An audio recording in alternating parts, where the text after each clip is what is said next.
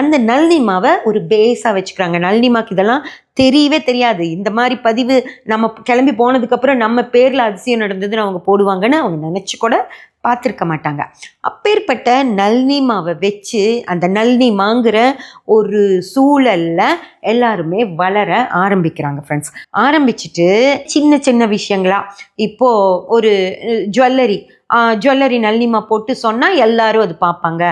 ஒரு பாத்திர கடைக்காரங்க அவங்கள கூப்பிட்டு, அம்மா அவங்க ஒரு நடிகை, அவங்களோட வேலை ஒரு விஷயத்தை ப்ரமோட் பண்ணுறது, அதுலலாம் ஒரு தப்பும் இல்லை.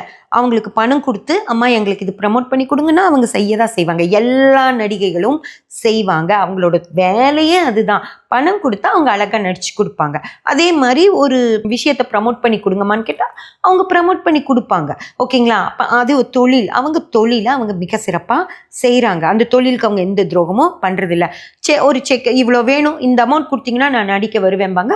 அந்த அமௌண்ட் கொடுத்தா அவங்க நடிச்சு கொடுப்பாங்க, நேரம் கொடுப்பாங்க. ஒரு 6 hours கேட்டிங்கன்னா 6 hours கொடுப்பாங்க. அந்த 6 hours நீங்கள் எவ்வளோ வீடியோஸ் வேணாலும் எடுத்துக்கலாம் அவங்கள வச்சு.